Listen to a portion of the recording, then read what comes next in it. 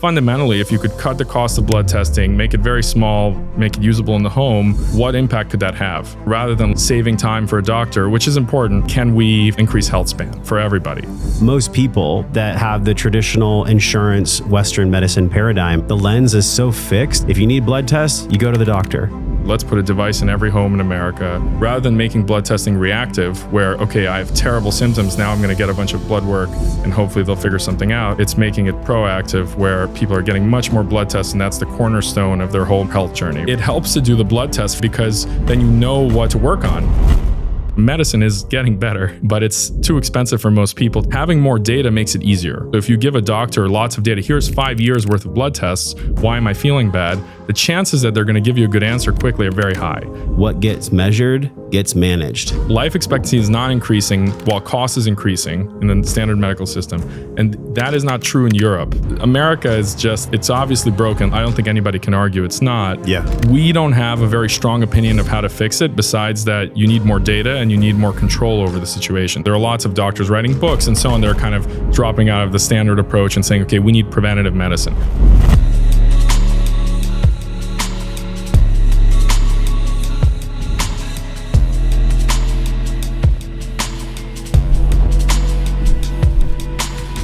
Mike, welcome to the podcast. Welcome to Austin, Texas. You haven't been here in 5 years, 6 years. Welcome back. Yeah, thanks, Josh. Yeah, it's a really cool experience being in Austin because I feel like it's the freaking technological wellness health epicenter of the entire world, man. People think of New York and LA as like the big ones, but this place I've been feeling for a long time, especially with what we do here on Wellness and Wisdom, it is the perfect time for people to empower themselves in their own home. So many people, which is why you do what you do, are just kind of lost in the sea of Western medicine. They want clarity. They want to understand, like, what do I do with my blood test? What does it even mean? This is a really exciting conversation. I remember back in the day, 2014, I went to Fisherman's Wharf in San Diego for like one of the first quantified self meetup groups. This is back when like Kevin Kelly was going strong and Tim Ferriss was talking about it. And I found all these different tools. But at the end of the conference, I was like, what do we do with all this stuff? Like, how do we make meaning of this? Even my Oura ring that I wear. So for people that don't know you, man, give us like the 30,000 foot view of Mike and of SiPhox. They heard a little bit about you in the intro already, but just share with us, like, what are you all about? And how'd you get into this world, by the way? The medical world is not exactly an open door. You have to work your way in there in a certain way. Yeah, thanks for having me on. Originally, my background is in chemistry. So I originally studied chemistry and biology. I didn't work in it. So I did several startups. First one was an electric vehicle charging, actually, which was acquired. And then I worked in manufacturing. So I lived in China for a while doing manufacturing. I then set up a factory in Grand Rapids. So I've kind of lived around different places because of this. I'm originally from New York. Basically, the way I got into this, it's really a bit of an accident, but my family actually has a history in medicine. So both my grandparents, 3 out of 4 of my grandparents were doctors and so on, but I never had any plan to be involved in medicine. I always was kind of, if you're entrepreneurial, the last thing you want to do is deal with bureaucracy, right? So basically medicine is incredibly bureaucratic in America. And to be honest, if you're young, you don't even have to deal with it, right? You can kind of try to avoid it. Yeah. Most of the time. And so that's how I treated it. And then when we founded SiPhox, it just turned out that SiPhox was started around the chip technology. So a silicon chip technology. So basically it's kind of interesting. So 20 years ago, the internet was built on fiber optics. And at the end of the fiber, when you get into the data center, there was a large box which would convert the light into electricity, which could then go into computers. But then people started actually taking that box and miniaturizing those boxes onto chips. So now you could control light on the chip in silicon structures, the same type that are used like in the chips in your phone and so on. You could make it very cheap, very scalable. And that's how the internet scaled up. So like if you think about everybody moving to Zoom during COVID, the internet didn't break, right? So it was very easy. They just printed more chips, built more data center, like it all works, right? And so that technology is really incredible. And it just turns out that a lot of the tools used in biotech, like especially in blood tests, like if you walk into a LabCorp or Quest lab and you take apart the instruments, they're full of optics. And so we realized shortly after starting the company that the best thing we could do with the technology was to actually miniaturize the blood testing tool. So that's how we got into this.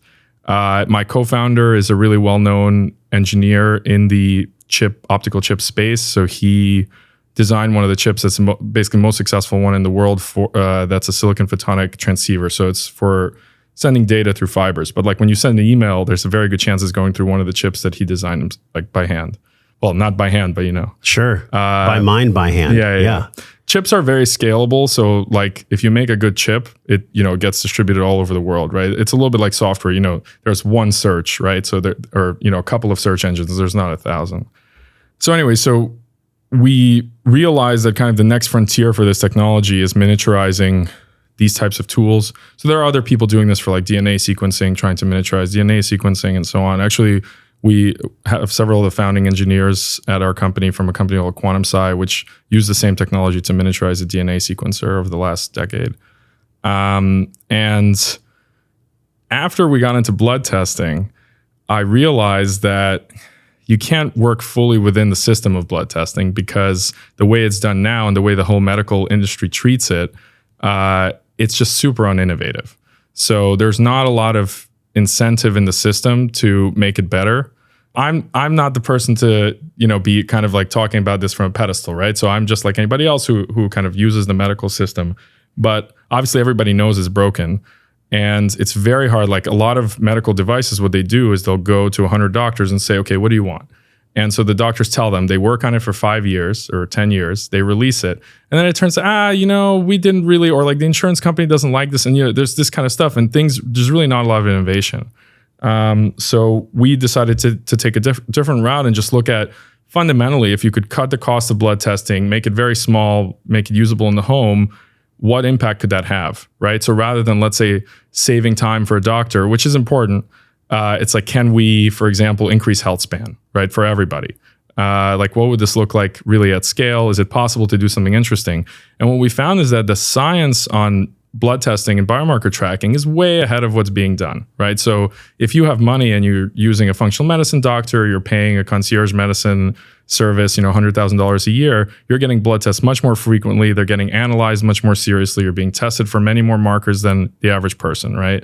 And so that's something that, the semiconductor technology is really good at democratizing things, right? So the reason everybody has this magical device that talks to the internet, camera, everything is because it's full of chips. So we were able to take all these really expensive technologies and make them small and cheap. And so really where there's an impact is if you're serving millions and millions of people. And that's why we went after specifically at-home blood testing. So instead of just improving what's going on now, making it a little bit cheaper or faster for the existing incumbents, we really wanted to go after, let's put a device in every home in America and make it possible for people to, rather than making blood testing reactive, where, okay, I have terrible symptoms, now I'm going to get a bunch of blood work and hopefully they'll figure something out. Yes. It's making it proactive where people are getting much more blood tests, and that's the cornerstone of their whole medical journey or their health journey, right? They're getting all this data and they're able to see things early, they're able to optimize and so on. So that's kind of how we got into this. It was really kind of step by step. So we didn't set out to fix healthcare or something like that, like a lot of companies do. And there are some companies doing that in different ways that are doing a really good job. But we really started out from like a technological perspective of, here's what's possible, and then how do we make an impact with this? It's exciting because I think about the different panels that I've used in the past, and I used Wellness FX and a couple other ones, and they were great, but they didn't really like have the gravitas that I feel from SiPhox. Like when I used the product and I sent it in, it was super easy. I dropped it in the mail. Part of me was like, how does this even work? It's a dried sample. Like this gets processed in a lab. How could this possibly be accurate? But this sensor chip, this is really what it's about, this silicon photonic biosensor. This tech, you said, has been around for how long, the biosensor tech? So I'll explain the whole thing. So basically, so the target of the company is really to make it possible to do this in the home, right? So that's not what we sell now. We sell kind of an intermediate product, but it's a much longer path to be able to market something and sell something that you use directly in the home, because there are two ways that blood tests get regulated. One way is if you have a central lab, where there's a lab director that's kind of overseeing everything that's happening. And another way is if you're literally using it in the home. So our goal in the relatively, medium term, short term, is to do a home device that goes through FDA and everything. And this is what the cartridges look like. So there's a small reader that goes with it. And it's on the screen for y'all on YouTube. So we have a close-up of this on the screen right now. There's a chip in here that basically has a bunch of very small sensors at the chip scale. So it's that black square. And that's where the magic happens. So that's a miniaturized version of something that you would see inside large lab instruments. Wow. So it does this very similar type of chemistry. It uses all the same type of reagents. It's really just making the readout small. We actually chose an FDA cleared instrument and miniaturized that. So we kind of try to stick to what's already working. It's not really like a new technology. That instrument already uses chips like this, but it has a very big readout. So we really miniaturized the reader and some other parts.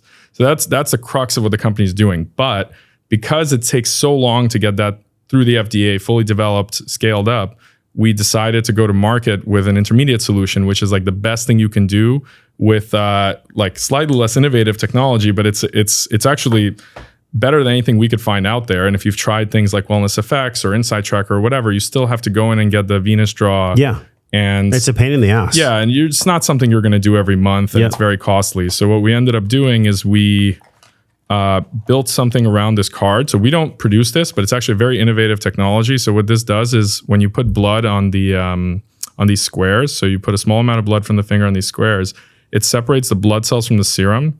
And so then as the blood runs across, and so you've done essentially what like a centrifuge does in the lab. So they'll usually spin your blood and get the blood cells to come out. And that allows it to be, once it's dried, it can be stored for 2 weeks. So it can be mailed via USPS. It's very convenient. And then it gets rehydrated and processed at the lab. So this technology already exists out there. You can, for example, get an Everlywell test that'll do like one or a couple of biomarkers with this. But what we did is we really worked to stretch the amount of markers you can do from this card. And we're always actually innovating on that. So our goal is over the next year to half the amount of blood for the same amount of markers. And we don't exclusively, it's not exclusively our technology. We're even using FDA cleared tools and things like that. It's just, let's get something to market that does a best in class test that people can do really low cost. So we sell it basically at cost, just trying to get the volume of blood tests up overall in the world. Yeah. Right. And learn a lot from that, learn together with our customers, like what does it mean when you start tracking, on a frequent basis? How do we improve people's health? Stuff like that. It's really, really amazing. That's what we do now. I think this is cool. And the reason why I think this is amazing is because I've actually done the test where you just do the lancet, you drip the blood on there and you send it in. I actually did it when I was on vacation. And this is like in the middle of Tennessee. We were out there in the middle of nowhere. And I was able to just take it to a PO box, a drop box. And so I'm thinking about the people that need to know, maybe on a quarterly basis. We can talk about in our podcast, the actual schedule of how often one should be testing their biomarkers. But I think about most people that have the traditional insurance, Western medicine paradigm. The lens is so fixed, Mike, in that world of if you need blood tests, you go to the doctor.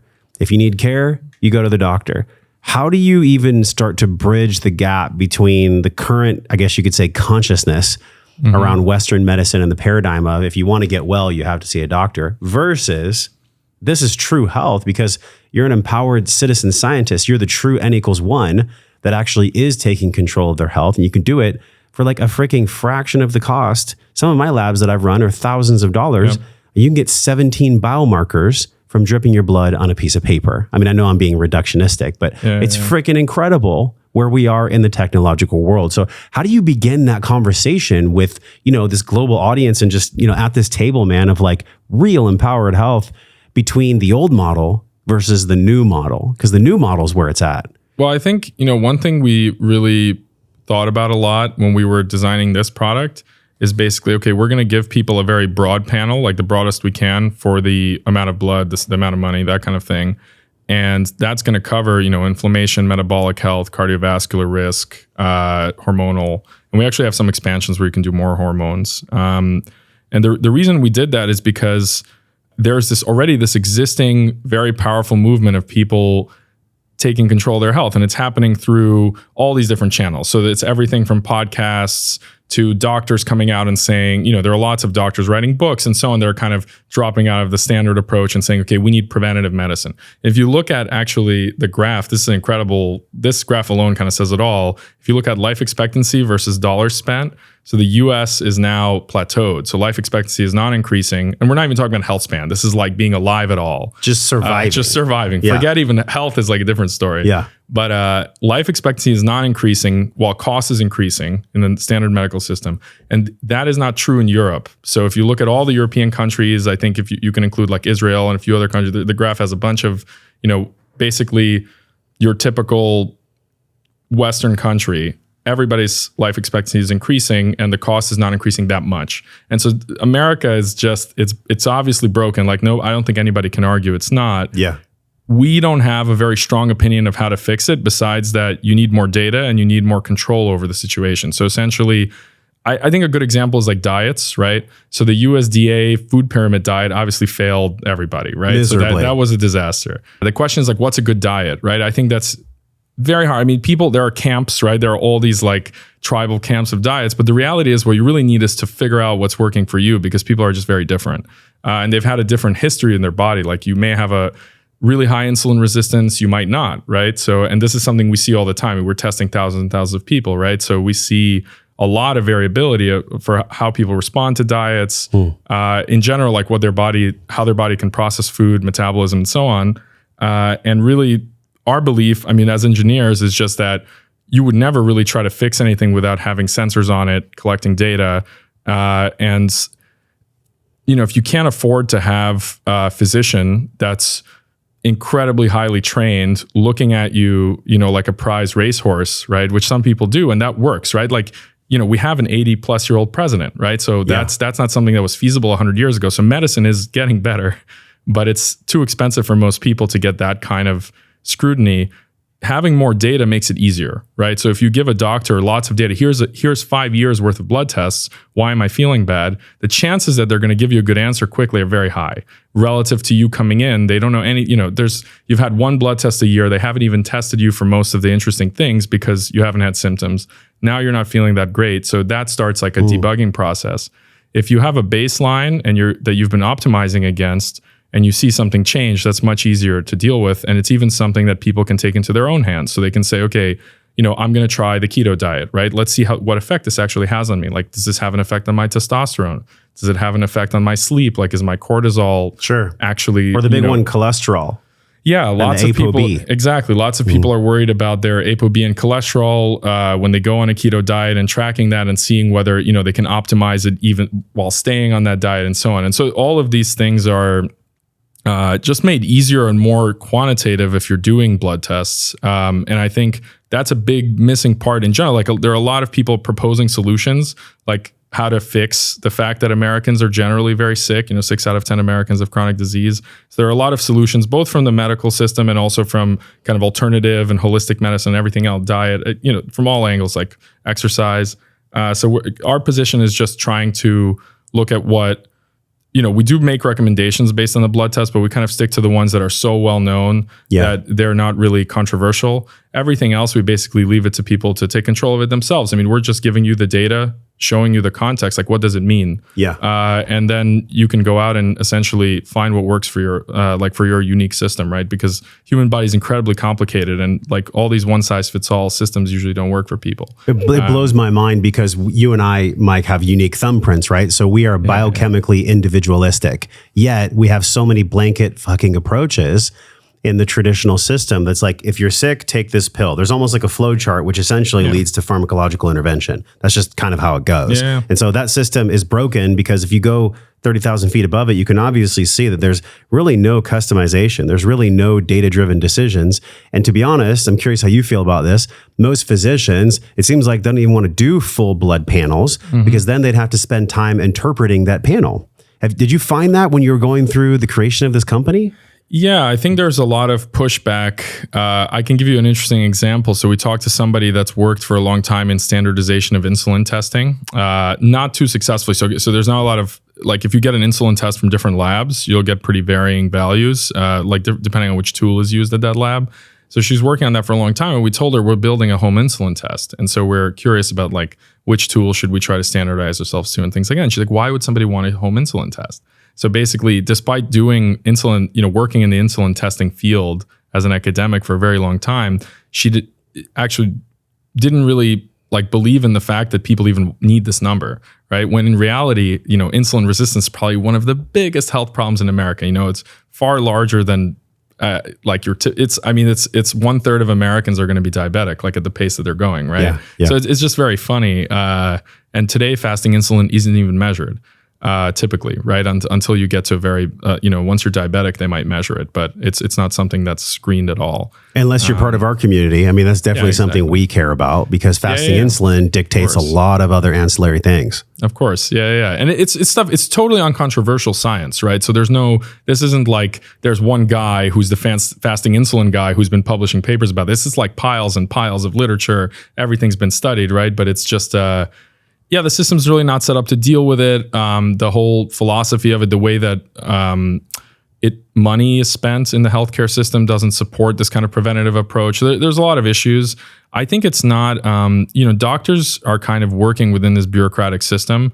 And I think it's especially the ones that are kind of in a standard path. It's not really their fault. It's just how it is. It's just how the system works around them and kind of channels them into this way of doing things. I will say that American medicine is incredibly effective at some things, right? And if you look at what it's effective at, it's where the feedback loop is very quick. So essentially, like if you're doing a surgery, the feedback loop is right then and there almost. Yeah. And they're amazing at that. When the feedback loop is like years, that's when they start losing, there's just not enough. And there's a great book, I think this is a Daniel Kahneman book, where he talks about like when they study experts, the ones that are much better are the ones that get a lot of feedback.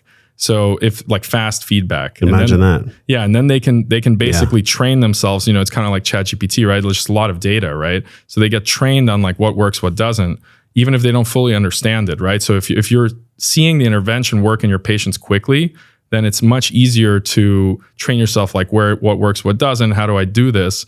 And that might be one reason why drugs are used so much, because they work quickly, right? So it's just something that the doctor can give you. The result is like, 2 weeks later, bam, right? And it's much harder with other interventions because sometimes you have to do them far in advance and the feedback loops are not that great. And and that's just how it ends up going. And it works much better if the person's themselves invested in it and tracking themselves, right? Because you just can't, there are not enough doctors for everybody to have 3 doctors looking at them all the time. Right? It's just not realistic. Yeah. A big point of contention that I have is that, I struggle with chronic sinus issues for the majority of my life. And I took probably every antibiotic out there, so much so that I developed MARCONS, multiple antibiotic resistant staph.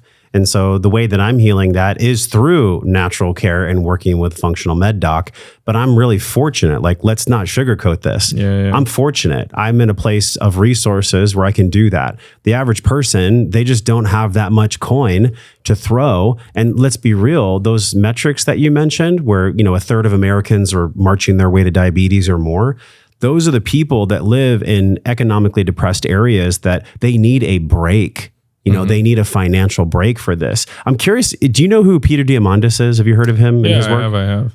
All right. So he said something, I think it was last year, it takes 17 to 20 years for new technology to reach the GP's office, to reach a medical director's office. And I think that that's just not fast enough now because for your own life, right? It's not. I mean, what am I going to wait 20 years to be healthy and be empowered? So I wonder how you'd answer this. So if you look at Moore's law, where the doubling of circuitry and the lessening of cost, we hit the hockey stick, I don't know, 7-10 years ago, where technological inspiration and innovation went skyrocketed. Human evolution's still on its path. I mean, we're only 2% different than our Neanderthals. So with technology, there comes some trepidation from people. And then there's the other camp where it's like, they just want it. They can't get enough of it. They're transhumanists. There's little weird camps that form. And how do we speak from the middle, Mike? Like, how do we get the best of both worlds of natural health and following the body's natural signals? And then how do we also use the good side of tech where we can save money and actually use Moore's law for what it was studied and designed for? Yeah, I mean, I guess, so your question, just to summarize your question, it's, there's the camp of like the crunchy hippie world where you're just trying to get back to nature because we know that worked sometimes. Which I'm in that camp sometimes. Or at least that's, myself as well. And then there's the technology always works camp. And I think, we've seen a lot of examples of technology working as well. So I think it's like both are true in a way. I mean, I've spent most of my career in entrepreneurship, but I've spent maybe a total of like 5 years in academia or something at Technion and then at MIT. And if you actually see how the sausage is made, and of course also at companies, so technology is, I think a lot of the transhumanists and futurists they're not that close to the actual interior of the technology world. I mean, some of them are, and they're just like believers, right? So, but Ray Kurzweil or whatever, but a lot of them don't. They kind of see the polished outside. So for example, like a paper comes out in Nature, like, oh, taurine extends lifespan of whatever, right? Yes. And then that's like, as though that's true, but in reality, like the people that wrote the paper themselves, if you ask them, do you take taurine? Half of them are going to say, yeah, I'm not sure, because it's very hard to find like a real, I mean, unless you're doing math, right? It's very hard, especially in like biology and all these things, it's very hard to find like a really deep truth. And it takes time for it to be really figured out. Like, when plastics first came out, people were in love with them, right? They were like, you could get expensive plastic furniture and stuff like that. And eventually, I mean, people realized, okay, actually wood is, I mean, we're sitting at this wood table, right? It's just much nicer than a plastic table, right? So I think people fall in love with technology, but it's, over time, it kind of, it falls out. So some technology turns out to be amazing. Some of it turns out to be actually really harmful. So it just depends. I think, in many ways, I mean, at least when it comes to health, it's we didn't evolve with a lot of this stuff. So the assumption should be typically that it's dangerous, I think, because it's, human body is a very complex system. It's resilient, but it's super complex. And, Yes. If you're throwing really big changes at it, it's, I think if you want to be conservative, like I would feel much safer living in a tent on a farm than I would be in like a complete pod, like built fully out of some technological, like perfect world transhumanist thing that's supposed to make me happy, right? I just think the chances of that working from the first try are very low. Like I want to live in the generation 10 pod, right? Like once they've had 10 generations of people Yes. living in them and they've really tweaked like the right pheromones to, No, fuck that. I want to live on the farm too. Yeah.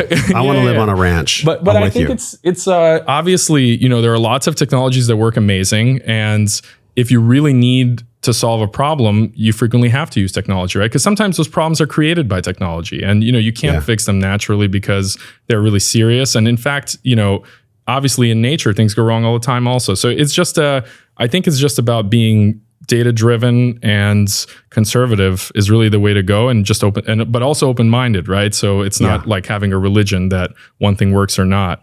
But I mean, I'll tell you just an anecdote. So a friend that I went to school with, I recently went to his wedding, and he's become a farmer. So he's I think they call it biodynamic farming. So he's that's like a new kind of word in the farming, and he has a master's degree in this and everything. So he's very serious, and he's just incredibly healthy. Like I don't think I really have a healthier friend than this guy. And his biohack is basically farming. So he's just farming. He makes his own food. Like he's drinking like milk straight from his own cows and everything like that. So I think it's you can definitely find really good examples of this, and you can find people that are super like they're taking lots of supplements. They're incredibly data driven. They're doing tons of blood tests, and those people can be very healthy too. So I think it's really just about actually. There are many things that work. You should just be trying to optimize for actually, getting the benefit from it. It's amazing. We live in an amazing time, man. 2023, 2024, like we are so blessed, yet also, like you said, sometimes tech can be the source of the problem itself.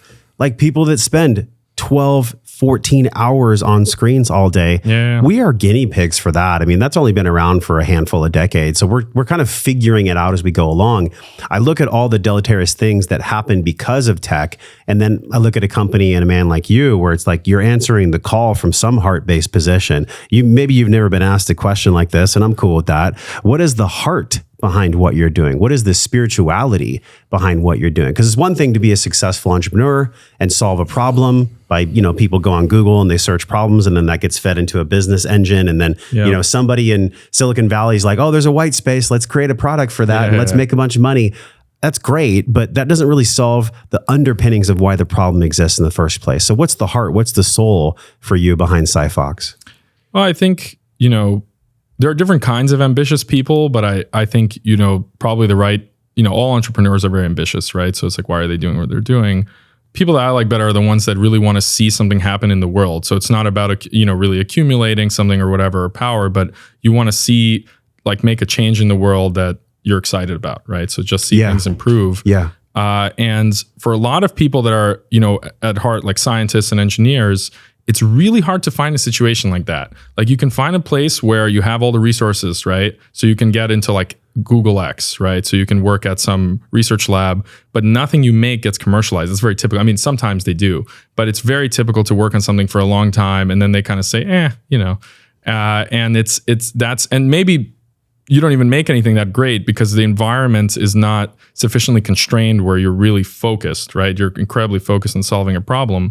And there have been incredible successes from, big companies and labs like that. But in general, as an engineer or scientist, it's a big struggle to find a situation where you're actually connected to the wheels. Like if you think about a car, right, where the clutch is actually connected to the drive shaft, and you can move the car forward. Yeah. A lot of times you're just running the engine, you're doing lots of work, and it's kind of impressive or whatever. People are publishing papers, they're getting promoted at Google or wherever it is, but then nothing happens in the world.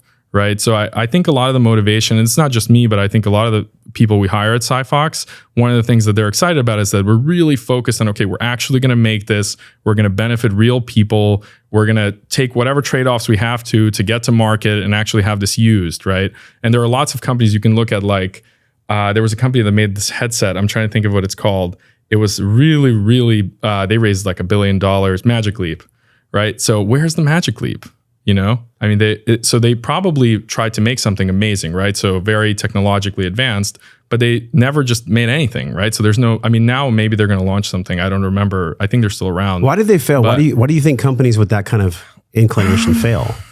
I mean, I think what happens a lot is people that are really good at raising money are not good at getting focused and actually delivering. So you'll see very often the scrappy companies that are not that great at raising money. They struggle with it. And YC actually, so we did Y Combinator with SiPhox. They talk about this all the time. The companies in the batch that raise the most money frequently are not the ones that end up doing the best.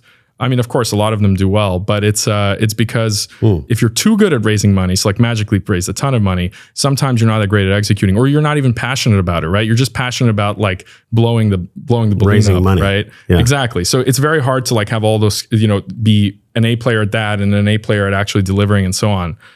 So I think, in our case, we're just good enough at that to survive. We're doing okay, but we really, where I think the company is special, and it's not just myself, but really everybody, pretty much everybody that we've hired, is that it's people that really want to see what they make, like get out in the world and benefit a lot of people, get used, all that kind of thing. So I think that's what drives me and everybody else at the company pretty much. It's powerful because if people knew, like, let's say these top 17, and I want to learn from you why you guys chose the 17, because they're very specific.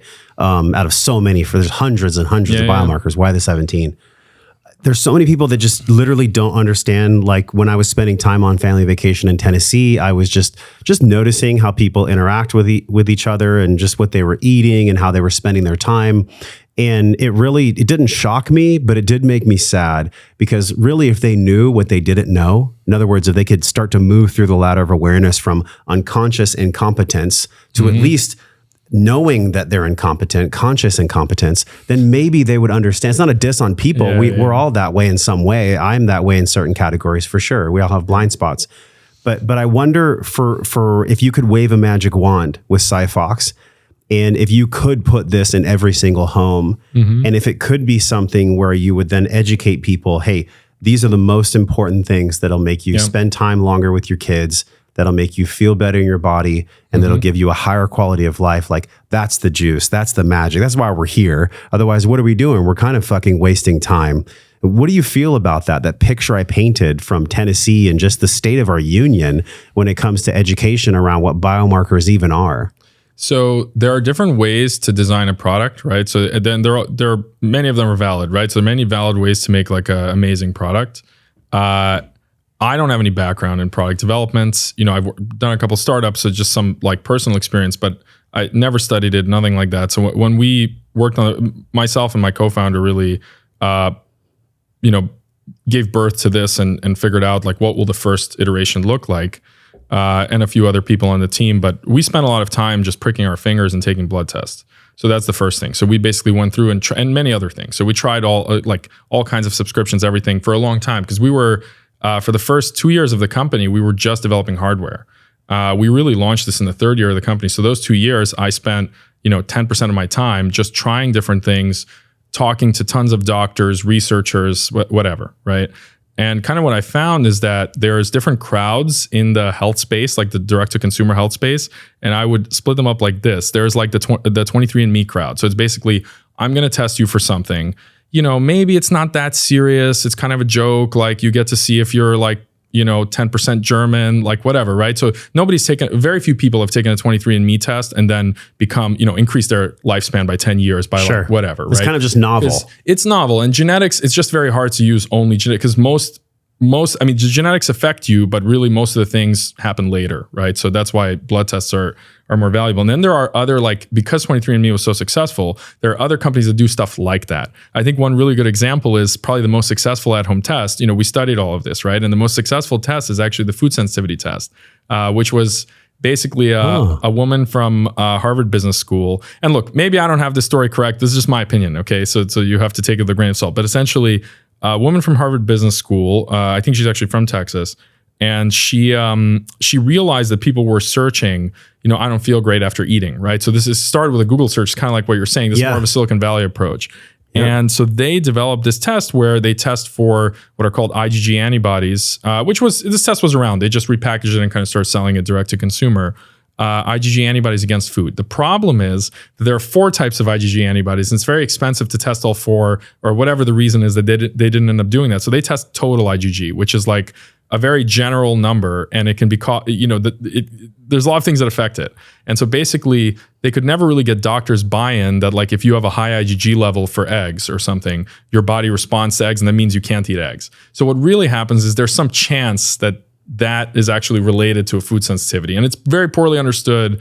Like we actually were working on allergy testing for a while. So I know very well that at Johns Hopkins, there's a professor who's really an expert in this. And I kind of went through this and understood that it's basically an entertainment test. So you take this test and let's say it tells you like you have a high level for eggs. So then you stop eating eggs. But what's interesting is it does benefit people. And the reason is that for some percentage of people, when they stop eating eggs, they actually feel better. So they've discovered something. So it's like, because elimination diets just work, right? You don't even need this test to do that, right? So it's kind of funny. But so that's probably the most successful test. And the reason is probably that in America, food is so bad that if you just have any excuse to stop eating a certain food, you might benefit from it, right? Yeah. So you find out, I have a wheat sensitivity, and then you stop eating it, and it turns out whatever the iron, that they're putting into wheat, the enriched iron or whatever, is like you have really high iron in reality, and that's why you feel bad when you eat wheat or whatever it is, right? So anyway, this is just not medical advice, but this is basically, so that's what was out there. This is a very long answer to how did we come up with the markers. So what we did in the end is we said, okay, what's the biggest risk that you really want to avoid that the medical system is terrible at? Is chronic disease, right? So, there are other things you might want to optimize and so on. And there are many companies like focusing on different areas, right? So we really wanted to start with chronic disease and things, because also chronic disease is something you really want to make a lot of measurements over time. Like where are you trending?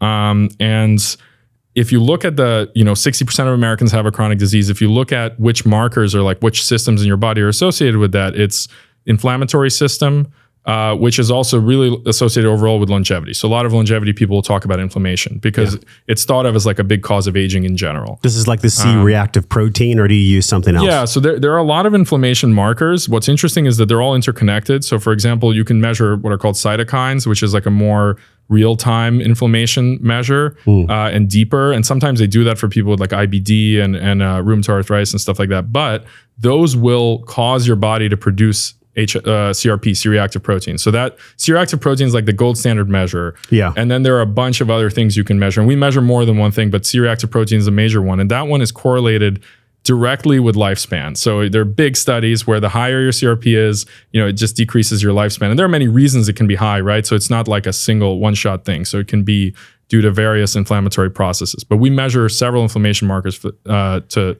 get the person started on the journey of getting that down. Is the CRP downstream or upstream when you look at cytokines? It's downstream. It's downstream. It is so downstream. CRP is actually supposed to go out. What it's made for, it has maybe multiple uses, but one of the uses is to fight bacterial infections. So sometimes if you have like autoimmune or other issues, or sometimes people actually have a persistent bacterial infection they're not aware of. So if you measure your CRP and it's just persistently high, sometimes it's like, I mean, this is funny, but I've actually talked to people who have had this. Yeah. They fix some issue with like a tooth and it just drops. So they have this permanent like tooth infection for years and years and years, and they only find out because they start measuring CRP.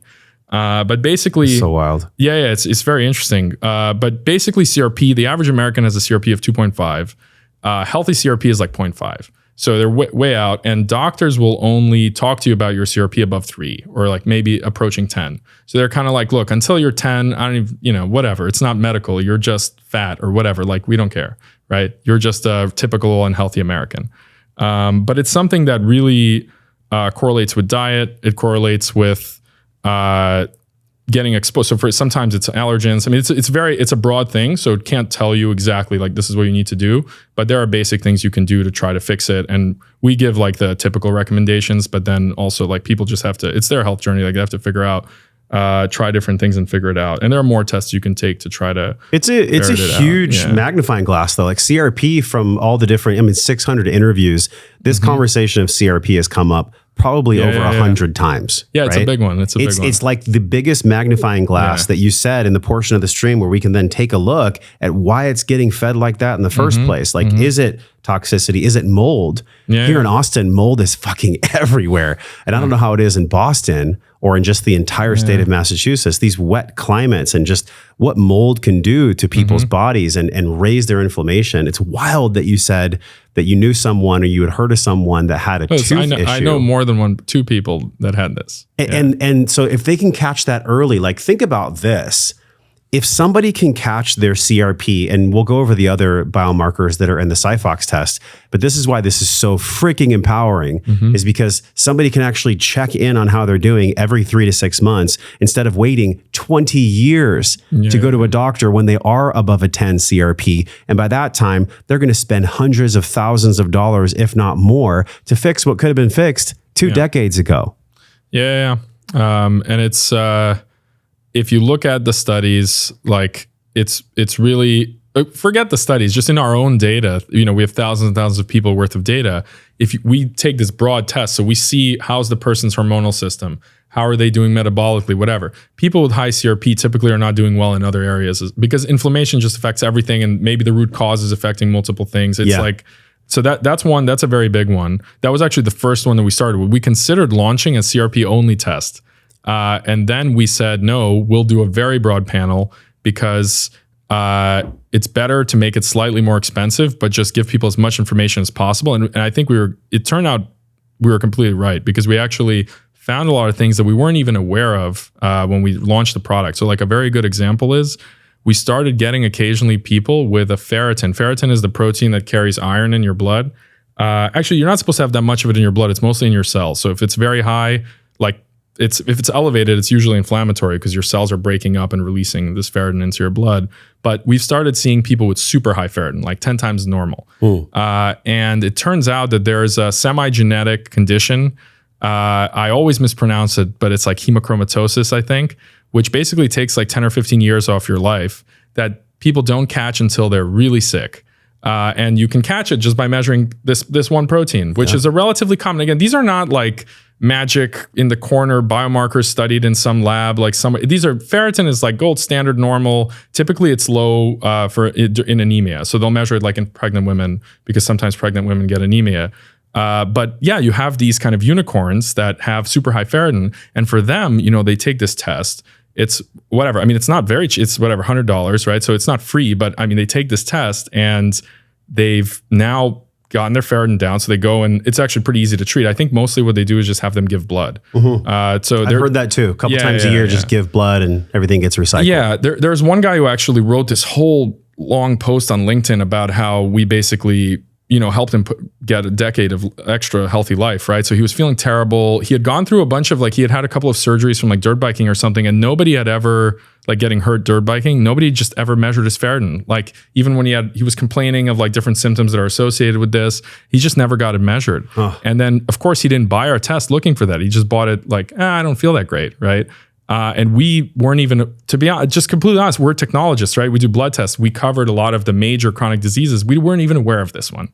Like when in all of our interviews with, advisors, doctors, whatever, nobody even brought this up. And it turns out to be a relative. I mean, it's somewhat rare, but it's common enough that we're finding people like this. And then you have a bunch of other things of that flavor, right? So all these like relatively rare conditions, they add up, right? And that's why it's nice to do a broad panel because you can. I mean, another simple one that people don't look at that much is trig HDL. And you get trig HDL from your doctor as well. So if you do like a yearly, they just don't, I don't think they usually actually show you the ratio. So you can take trig out and, divide it by HDL. But by trig, you mean triglycerides? Triglycerides, yeah. Triglycerides HDL, very predictive of metabolic health. And we see that, if you look at the whole data set, we really see that trig HDL is very predictive, even when we just look at the person's BMI, right? Like, are they in normal shape?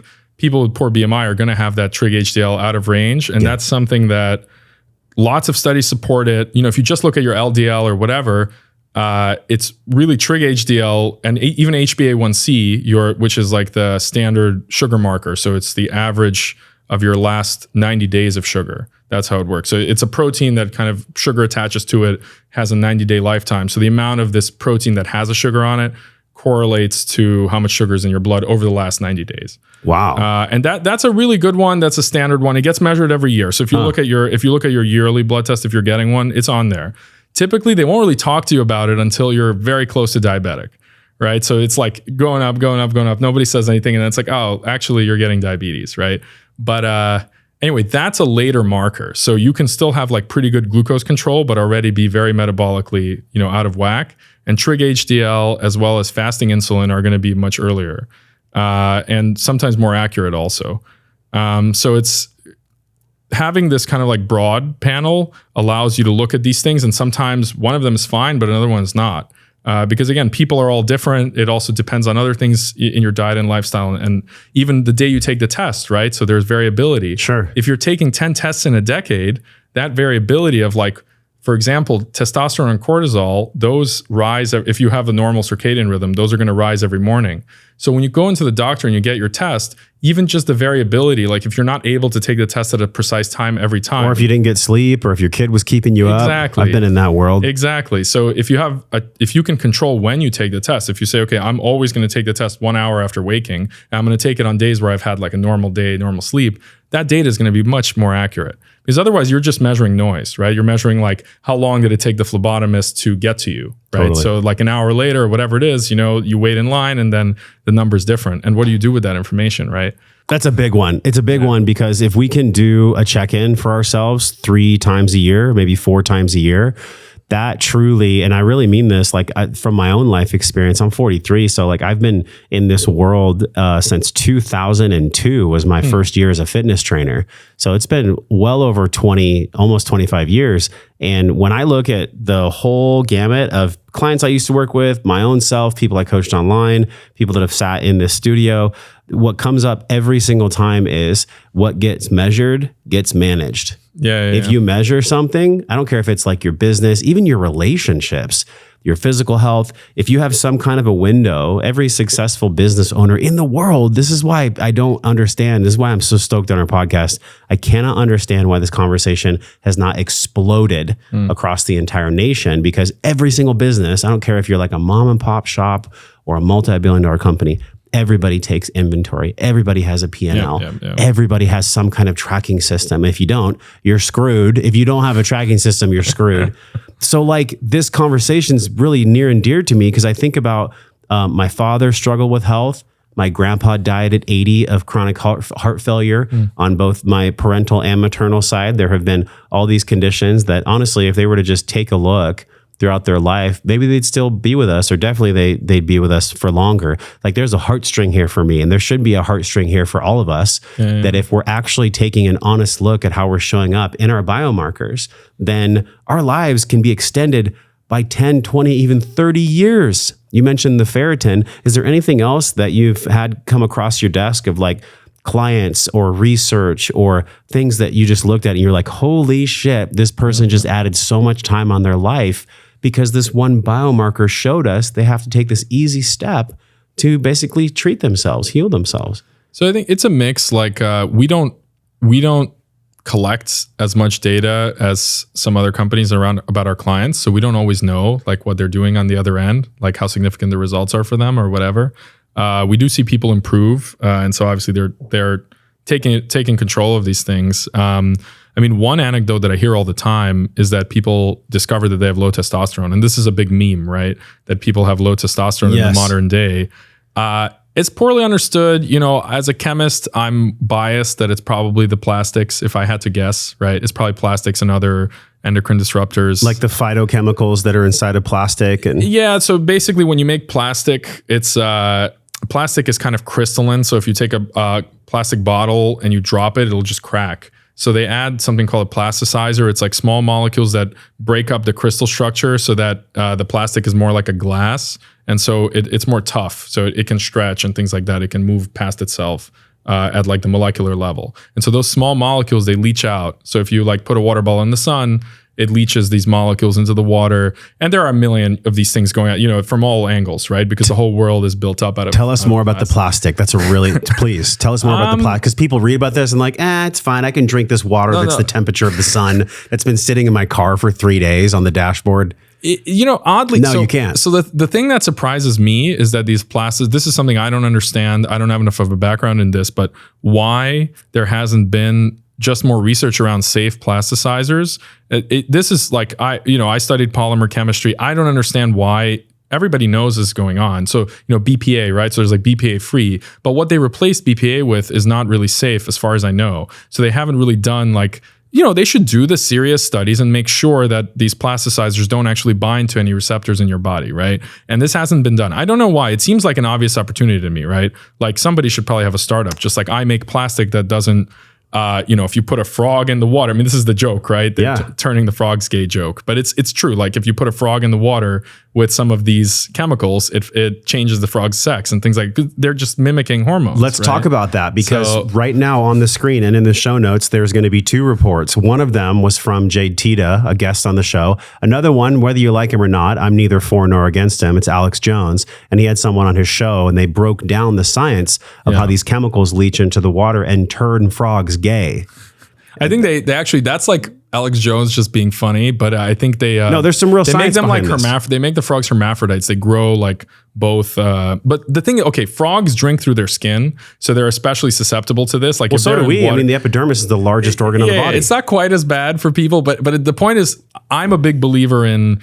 I'm pretty sure, like there are probably other factors. So there's like blue light, right? So you produce all your testosterone at night. Again, this is things I've heard. I'm not an expert in this, but I've read some papers about it. I mean, it seems real. So you produce your testosterone at night, and if you're getting poor sleep, which is disrupted by blue light, you're not going to produce as much, and so on. So I think that's all probably also contributing. So there are a lot of things going on, but I think the plastics is just a low-hanging fruit. Like we know that these plasticizers are in the plastics, and they're also in things like all types of fragrances and so on. I mean, there are better people to talk about this. I don't know everything. No, I think you're great. We've all been in a grocery store. We've all walked down a freezer aisle. Every single one of those like Hungry Man dinners, they're all leaching that into the food 100%. As it gets cooked in the microwave. And I think this is very much driven by the market. Like if people rejected this food and they said, look, I really want to be served in a porcelain, whatever, like make this safe, right? If people were only willing to buy safe food, like on average or more, or only,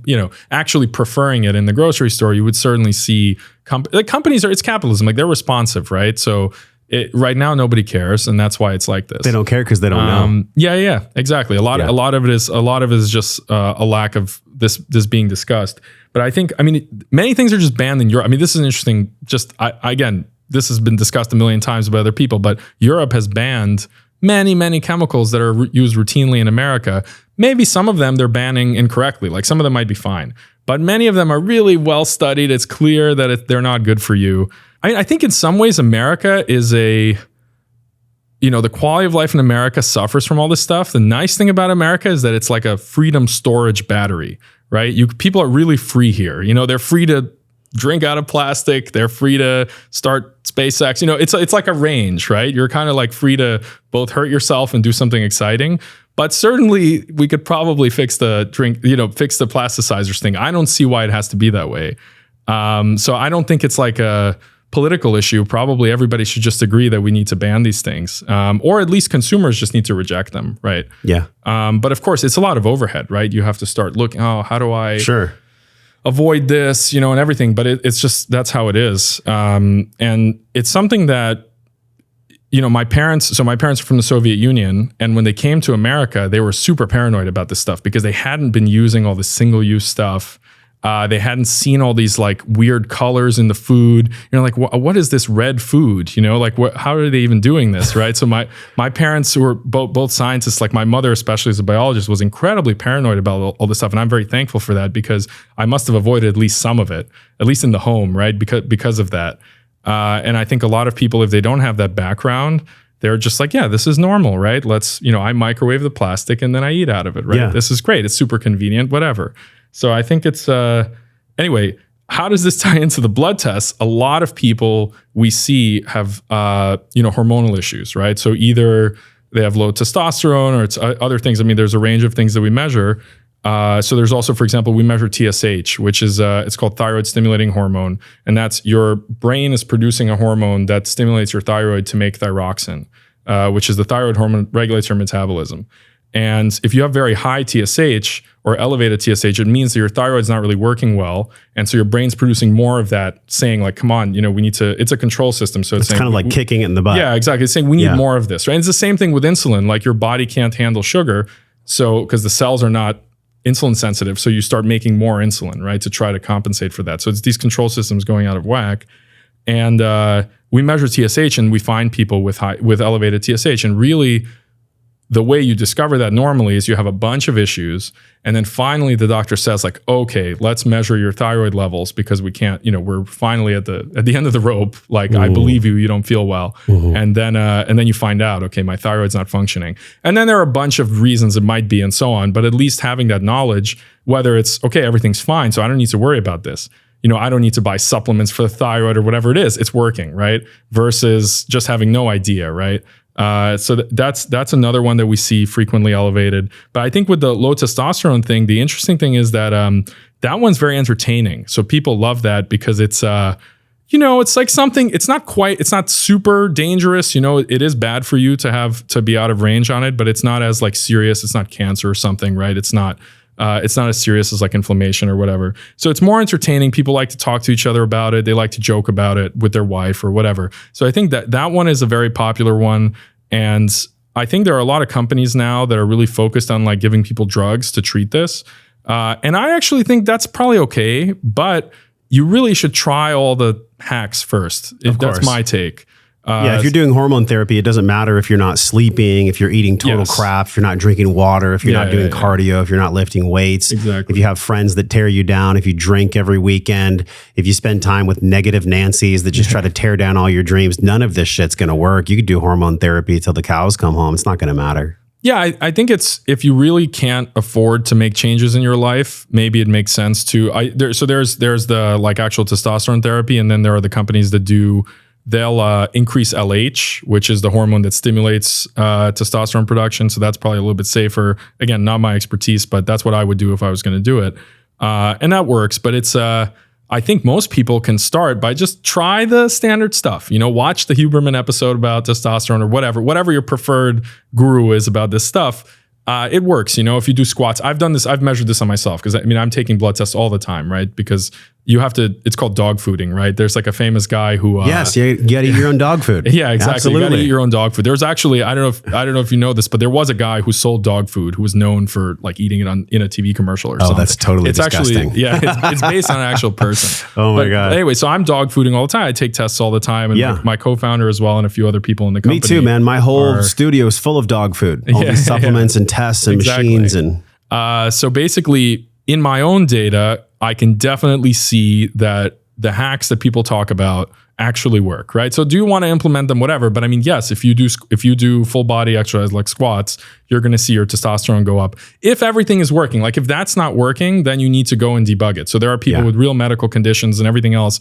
But I think for the majority of people, especially if you're like under 50, it's just, maybe you could like if you were in Europe, you could just live the way you're living and you'd have higher testosterone or whatever. But you're in America, right? So you have to deal with this environment, and that might mean like putting extra work into being healthy, right? So and I think it's probably more sustainable just to get serious about it and exercise more, sleep more. And I think most people are not going to be, extremely fit, but just doing like the basic stuff that works. It also makes you happier, right? Yes. So it's the way I see it is, it helps to do the blood test for me, certainly, because then you know what to work on, right? So you can see, okay, this is actually fine. Like my cortisol is correct. Like it's going up in the morning, it's going down at night. So this is not an issue, right? I don't need to worry about this. But okay, my testosterone is lower than where it should be. So let's do squats, right? And that improves it. And so that's because you can't do everything, right? So it really helps you hone in on what you want to work on, right? Because you have finite time and resources. Yes. So I think from that perspective, it's been helpful for me even, and for a lot of our users. That's why people come to us is frequently. I mean, I'd say the two big things is people come to us because they're just, not feeling that great, or they're just worried. They want to know, right? So that's one reason. And the other reason is because they have a certain amount of time they want to spend on their health, and they want to know like, where is the big impact going to be? Right. So those are probably the two kind of like personas that are most common. It's crazy, Mike. I did a NLP. I've never told this story in a podcast. So this is why I love what we do. It's like real conversation. It sparks a lot of memories that I don't think people have remembered for a long time. When you start having real dialogue with somebody and people hear that, it kind of sticks to their soul in a way. It's like, how do we know we can trust someone? It's not just the micro muscles in their face. It's the pitch in their voice. It's the way that they tell stories. Like, For me, I was in this NLP training, and we did this thing called a values ladder. And the number one value for me was abundance.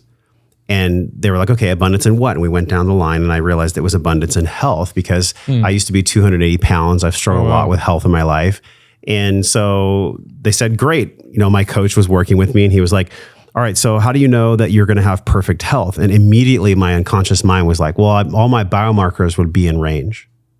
And this is at an emotional intelligence, neuro-linguistic programming training that I was in. And here I am, my unconscious is feeding me information that as long as my biomarkers are in check, and I'm consistently checking my biomarkers over time, then there's literally no way I can't lead a healthy life. This is the whole mission of our company, right? How do we live our life well? How do I deliver on that promise of what does it even mean to live your life well? I think unless we have a window into that, Mike, it's impossible to know how we're actually showing up. We can imagine things. We can be anecdotal about how we think our health is, but the numbers don't lie.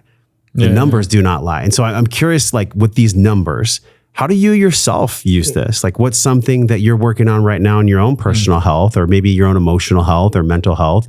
Being a CEO is not easy, man. There's a lot of people that need a lot of answers all the time. And you carry a weight in your shoulders, right? So one of the hacks is that I'm not the CEO. I'm actually the chief product officer. I was the CEO of my last company, and I found this experience that you're talking about. And I am definitely in this go around, I have to thank my co-founder that he's taken that on, because that is definitely the worst job. What's his name? It's the worst job in the company. Diedrich. Shout out to Diedrich. He's a strong back. Diedrich is now American, but he grew up in Belgium. So he's been here for about 10 years. And we have him to thank for, the speed of the internet. So amazing. Yeah. Most people, Belgium has a very high quality of life. It's one of these small European countries, all your neighbors, this kind of thing. Great beer. It's known for amazing beer. So most people will not live in America. You don't find a lot of Belgians here because they always end up going back. But Diedrich is so, he's like a Elon Musk type personality, where he's really he will eat glass to do what he wants, to make something happen. And so he's one of the only Belgians I've met who has not returned to Belgium in the time that I've known them, because he's just, America's the place, right? Because this is where you can really do something effective, right? Like it's very hard to build something like really significant in Europe, right? In terms of the blood testing, what's most important for me, it just depends on I think for each American, probably there's some way in which living here has ruined your health. And so you have to find that way and focus on it. So for me, it's definitely metabolic health. And like my big goal is just to get to a trig HDL of 1. So my trig HDL is probably 2 something or whatever it is. And I think that'll probably be the health, if I get to that point, that'll be the peak of health for my entire life, right? Like I probably have never been that healthy. And I, played football in high school and everything. So I've had like periods where I was more fit, but I think in terms of like real longevity and health, that's really the issue I need to work on. And I've had some luck with it over the time. So we launched this product about a year ago. For 6 months before that, we were testing it in-house. So we had 40, 50 people doing blood tests all the time. And just through all of that, that's been very helpful for me. I mean, I like to experiment and everything, so I'm probably not even the best example. I wouldn't follow what I'm doing, but I've tried a million different weird diets to see how it affects me. I've tried carnivore potato. So I've tried all potato. Have you ever done an all potato diet? The potato diet, yeah. Yes. That's Kresser talks about this, the resistant starch, where when you heat up the potato and you cool it down, you get less of a glucose spike. Did you try that? Yeah. And I wore a continuous glucose monitor while doing it. So I have all that data. It's very interesting. Probably, I mean, the best I felt is probably on the carnivore diet, but the potato diet is very solid. You feel great. It's kind of interesting. It's very surprising that, you would imagine you feel pretty bad just eating potatoes, but it turns out no. So I've done a bunch of experiments on myself, but it's a journey, right? Because I have so many other priorities. Yeah. So I think if I could do nothing else, right, and just focus on getting these markers right and getting fit, I think I see the path to doing that, right? So now it's just a matter of time management, like how much can I optimize to spend time on this and energy and thought. But that's the main one that I think is important for me at this stage in my life. Yeah. A big thing is that's much more long-term is that, so I got my genome sequence. So I did like a full genome sequence. And one thing they found is, so there's this gene that in women increases their chance of breast cancer. It's called BRCA. So I have one of those genes, which doesn't really matter for men as much, but it increases your chances of prostate cancer. So one thing I'm doing now is I've started measuring, this kit doesn't do this out of the box, but there's a expansion that we do called the Hormone Plus, which has more hormones, and then it also has PSA. So this is a prostate-specific antigen, which goes up if you get prostate cancer. So I have a 4x risk of prostate cancer versus a normal person, your average person. And most men get prostate cancer eventually. So it means, I have only this much time left with my prostate, whatever. Unless they're conscious of whatever, it.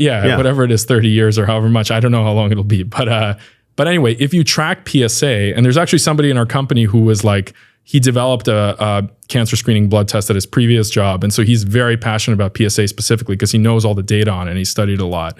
If you track PSA over time, each person's level is individual. So like from a single measurement, it's very hard to know what's going on unless it's really high. But if it starts trending up, that's when you know something's going wrong. So you really need to track it over time if you want to have that baseline so that you can do like an early detection. So that's one that I've started cycling in. And you probably only need to measure it, let's say once every 6 months or whatever. But having that trend line is really important if you want to detect early. You can get that. You can add that on to the SiPhox test? Yeah. So we're the way we view it is like this panel is the base panel. You should be getting it frequently. And then we have add-ons which basically allow you to look deeper at certain things. So there's a thyroid add-on that we're launching soon. We already have the Hormone Plus add-on. So the Hormone Plus, I have a funny anecdote about the Hormone Plus that I can go into. We have continuous glucose monitors. So that you can check in on your, like, how do you actually respond to glucose? So let's say you see in your blood work, my metabolism is off. I have basically a bad score for metabolic health or one of these markers. You can actually see, is it my glucose response that's doing this? Which food is it? Whatever. So we do offer that as well as like a tool to figure out deeper. The same with the Hormone Plus panel, like, okay, my testosterone's low. Is it my LH? Is it something else? So we have some more hormones you can measure to figure out, like, is there an obvious reason?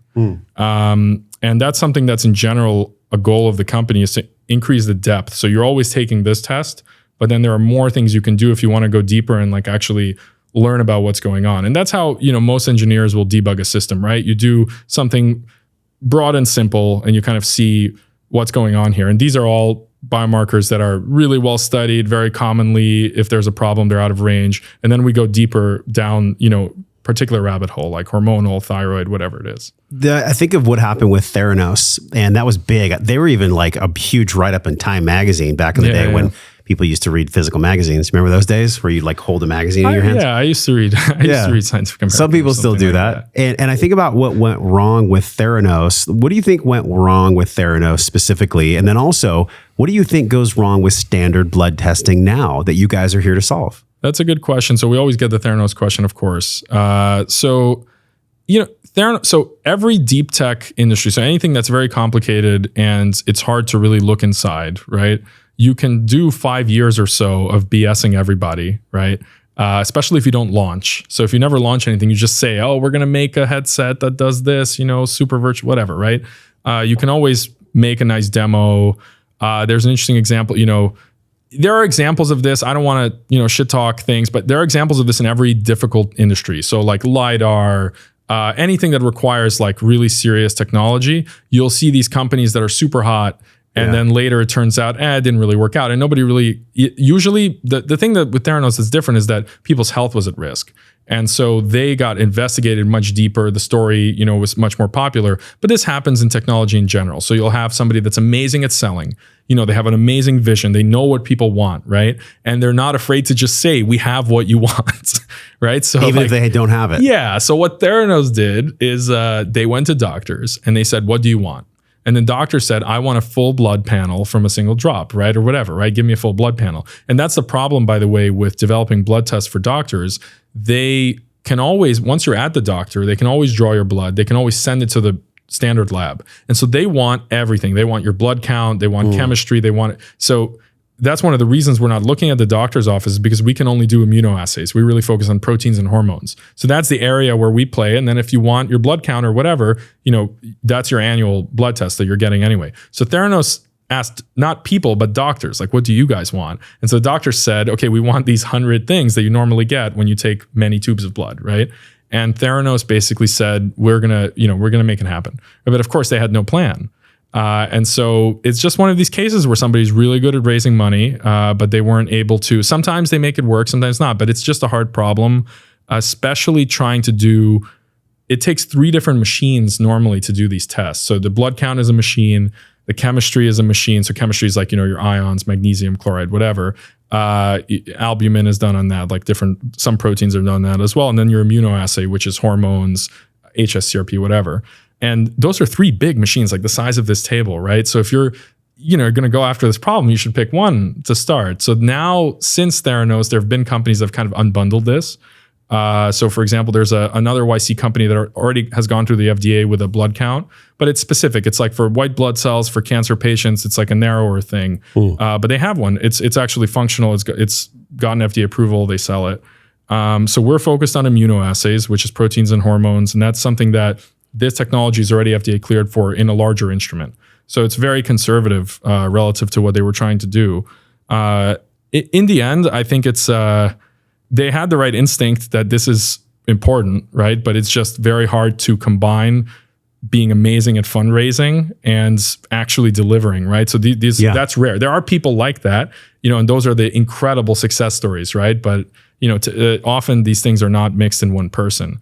And that's the biggest thing about it. Also, Theranos was very non-transparent. So now everybody that's trying to do blood testing has to be more transparent than a typical company. So we, for example, publish videos of our R&D lab, like tours. We publish blog posts about how the technology works. We talk in our FAQ. You can read about it just on our website, exactly what we're doing for these tests. How this works is on the About Us page, which this isn't launched yet, but actually you can get on like a waiting list for a study where you get to use the home device as part of it's investigational, so it's not for diagnostic purposes, but you can get into a study that will happen next year. So we do a lot of intentional transparency, like at conferences. We'll, more like industry conferences, we actually do demos of the hardware. We'll like show people that it's actually physically there, right? We're not taking your blood to another room or whatever. And I think that's really important. There are a few companies in the space that are actually trying to do literally what Theranos promised. So like the small amount of blood, they have increased the amount of blood at this point. It's like more like a tube, but in the doctor's office, and they'll give you the blood count and everything the doctor wants. So there's like Vital, Genelite, which there's an overlap in the technology that we do in Genelite actually, but they've combined it with a lot of other things. It's very large. And then Truvian. So there are three quite legitimate companies that have been funded with a lot of money now going after this. And, in my opinion, they're probably going to solve it. Like somebody's going to solve that problem of like speeding up the yearly physical blood test. But I don't know what the impact will be on like people's health, because that test is already happening. So we're already doing the yearly physical blood test. What it does is it cuts down the time from when you do the blood test to when the result comes in, so the doctor can like address it maybe a little bit more while you're with them. But you anyway get like 4 minutes of your doctor's time. So yes, it's going to have some impact, but I think fundamentally we have to get this into people's homes, and we have to target it more seriously at chronic disease versus the standard home blood test that's kind of the standard doctor's office yearly blood test that's being done now. But that's actually ongoing. So whatever, however many years it's been since Theranos announced, we're going to do this. There are companies that are legitimately doing this. They have very serious people on the team. They have real investors. So Theranos never raised money from real VCs. It was like senators and generals and stuff like that, who of course can't diligence anything like this. So I think the whole space is moving in a better direction. But it definitely also created a big opportunity for people getting into it, in this decade, right? Yeah. Because last decade, if you were doing anything with blood testing, you had a very hard time once they blew up, because everybody just equated you to that company and that was it. So now that's kind of passed, and it's opened the doors for a lot of companies. So there are, like I said, there are other companies doing other components of this. Why do you call it SiPhox? What is that? It's just silicon photonics. So that it's just short for silicon photonics, which is the core technology for miniaturizing the optics in the blood test. Got it. It made me think of a fox for some reason. I was like, SiPhox. Yeah. We have little plush foxes that we give out, cool. like to interns and, at conferences and stuff like that. The reason I ask you that is because I've always heard this. And, back in the day, if you ever, I'm 43, so I don't know, you're in your 30s still. Yep. LL Cool J was one of the most amazing communicators, and he was a rapper back in the day. Shout out to LL Cool J. And he was like, if I can tell a story and a 10-year-old can understand it, then I know I'm doing a good job. And I feel like with your mission, where it's by leveraging silicon photonic biosensors, lower the cost of at-home health testing by 100x and provide results instantly, you are essentially going into an industry that is a battleship, and you are attempting to turn the battleship around and completely revolutionize. Really, what we're talking about is you're revolutionizing health span. That's what this conversation is. Yep. Do you ever get overwhelmed by this? Because it is an incredibly large thing to go up against the ivory towers that have existed, not just in medical, but in testing and in labs. There are multi-billions of dollars that are planted in place, these structures that have been for so long, and you're literally turning a battleship, ripping it down to its frame, and attempting to completely set a new course with maybe a whole new kind of boat. That is a big task. Do you ever feel like you get intimidated by it? I mean, every industry goes through massive change, but this is a big one. Once you start poking your fingers in medicine, do you ever have any fears or any anxieties that come up? I actually think that the reason that the industry hasn't gone more in the direction of home testing historically is that the technology wasn't very good. So, there's like paper strips, and there are the glucose meters that work with like electrochemical sensors. And so those are never used in central labs, and they kind of know that it's impossible to get them to the point where they're as accurate as a central lab. And so our main thing that we're kind of hammering on always is what we launch for the home is going to have the same accuracy as a central lab. And that's, given the fact that the person's collecting their own sample. So of course, if you put milk in there instead of your blood, we can't do anything about that. Yeah. But if the sample's collected correctly, giving true lab quality results, I think that's been the biggest impediment. It's not that, people in medicine don't want more information. Sometimes they don't, but there are enough, it's a heterogeneous, right? Some of them do. And some of them talk about it all the time. So it's not that, and even health insurance companies and whoever, in reality, they would love to have information about what's going on, like predicting, even if they can't fix it, at least predicting what's going to happen to the people that they insure, right? Helps them understand, are we even in a sustainable business? But everybody wants this. It just has to be done right. It has to be lab quality. So people have tried, okay, we're going to make something that kind of works, and it's in the home, so it gets a pass or whatever. Our goal is just lab quality. And you can see that even this, the technology we sell now, which is not as advanced as the home device, it's all going to a central lab, is being run on FDA cleared instruments, whatever. Nobody went out and just built a product around this that was comprehensive and did as much as this, even though it was more or less possible. We weren't the only company that could have done this. And I think it's just because even this is kind of a new technology for medicine, right? So even 10 years ago, these cards didn't exist. Yeah. This way of preserving blood didn't exist. And if you send the blood in a tube, it has to be shipped on ice and everything. So it's just when the technology is ripe, people change their minds about it. So now when people, let's say, take their SiPhox results to their doctor, we've had multiple people do this. The doctor might retest them on they tell them, okay, let's rerun this marker in a central lab. But they take it seriously, and a lot of people have had changes in the way they're being taken care of because they're able to actually show this data. So I'm not that skeptical about the industry turning around on the idea of like preventative, and it just needs to be cheap and easy. Yeah. That's kind of my perspective on it. It seems like this tech would actually save the traditional labs time and money if they were to implement it. The funny thing is that in medicine, the lab companies are not the villains, I wouldn't say, and they're not even big companies. So this is something that surprised the hell out of me. So coming from other industries where you have like, Apple is a $500 billion company, whatever. The biggest lab companies, there's two of them, LabCorp and Quest, they're $15 billion companies, which is, that's large, but it's relatively small for something that serves every person in the country, right? So they're not actually doing that great. It's a commoditized business.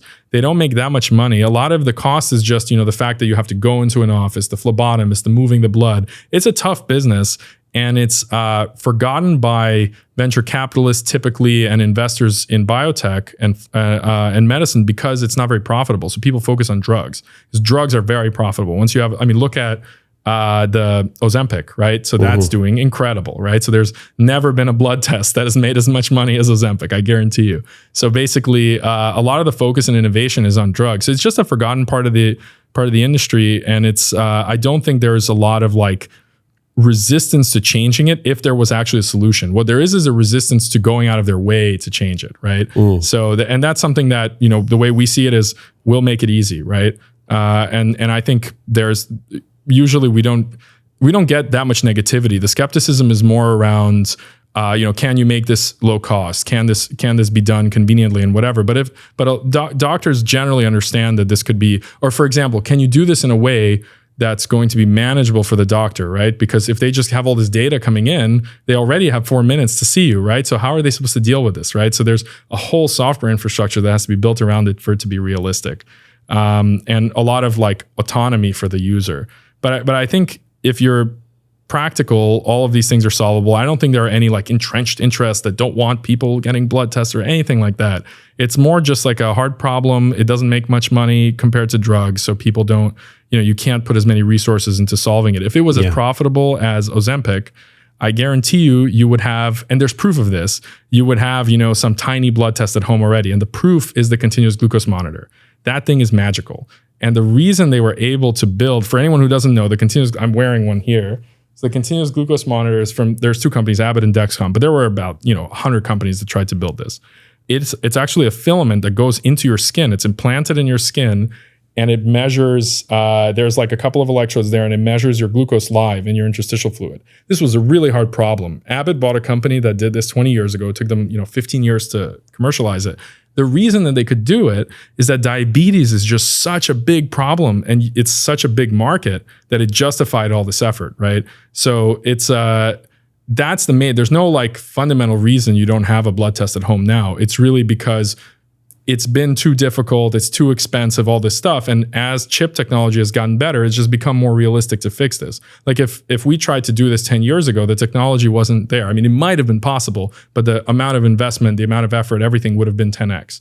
And so I think for that reason, it's not like, we don't have any fears about the industry or anything like that. I think we're only going to improve things, and generally you get generally a very positive reception when you talk about this. People are just really concerned about accuracy. That's the main thing. So as long as you're very serious about accuracy, I don't really see it as an issue. Well, making things easy is actually the most elegant thing you can do for any type of behavior change. One of the last questions I have for you, this has been great. I've really enjoyed the emotional component to this because you're a scientist, right? And so as a scientist, you tend to see, I'm sure, things in a certain way, zeros and ones, linear and logical.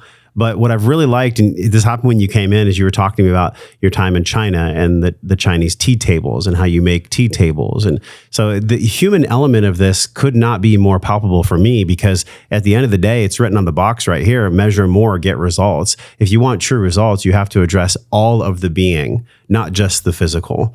There's an emotional component to this. If you look at behavior change, and I remember I interviewed one of BJ Fogg's students, and also I've studied some of Charles Duhigg's work in his reward model, and even thinking about the variable reward from Nir Ayal and all these people that have done tremendous research in behavior change. It's about the exterior locus of control that can actually over time shift your internal locus of control. So with that said, like, we're both wearing the Oura ring, I see, and data is a part of my life, but it doesn't run my life.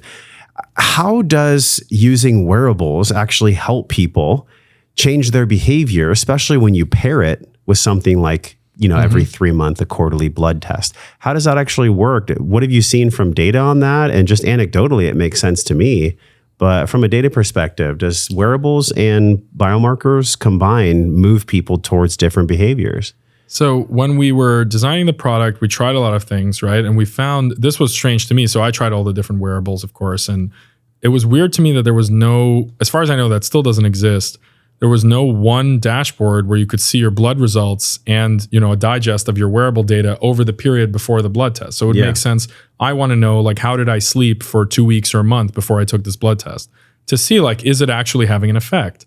Another thing is, studies show, let's say, that sleep and inflammation are linked, but that means they're linked on average, not for you necessarily, right? So if you want to improve your inflammation, sleeping more might have no impact at all, right?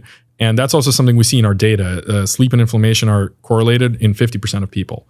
So for some people, they're just not correlated, right? So you're just, and so some people can sleep like shit and be okay. Some, at least from an inflammation perspective, yeah. That's so it might be other thing, right? We don't know, but it's just I'm just saying, if you just follow studies on paper, you're following the average human, which is where is that person, right?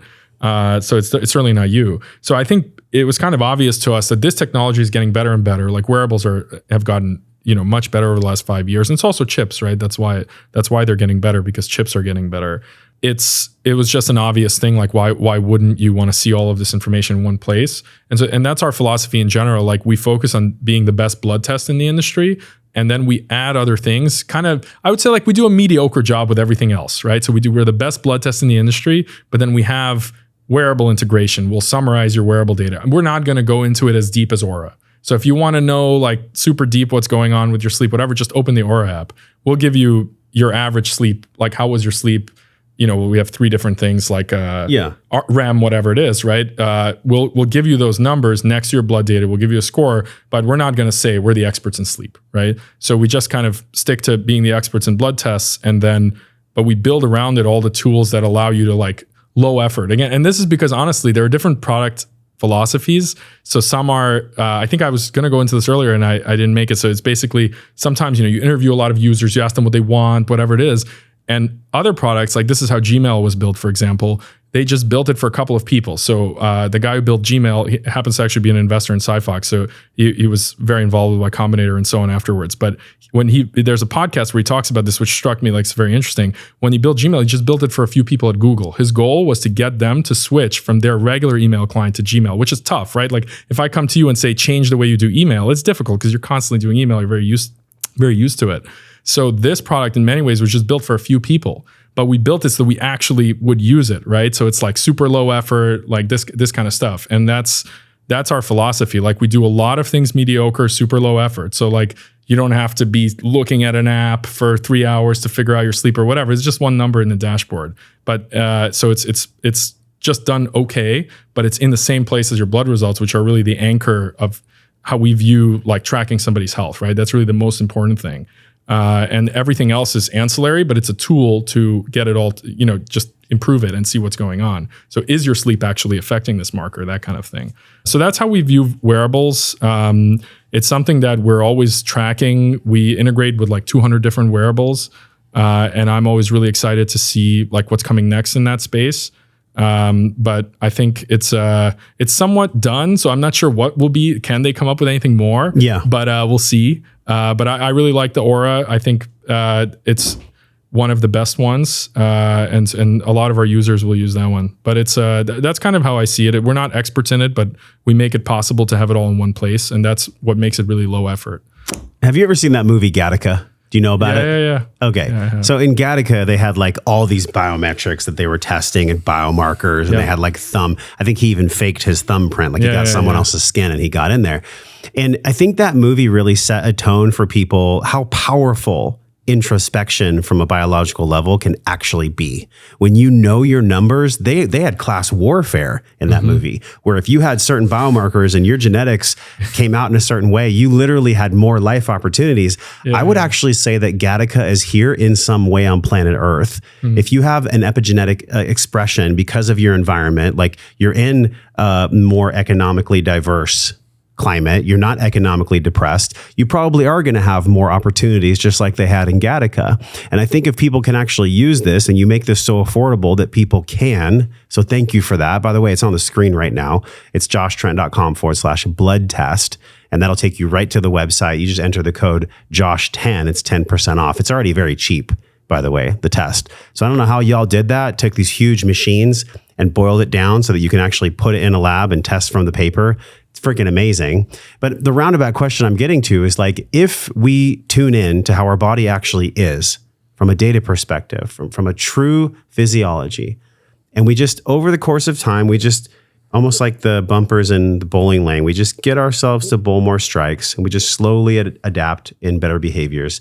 We actually can create more wealth for ourselves. We can have better relationships. We can live longer. That's the whole point of why we sit at this table, Mike, is how do I live my life well? What are your thoughts on that? How do you see that on a macro and a micro, economic, behavior change, all the things, wellness perspective?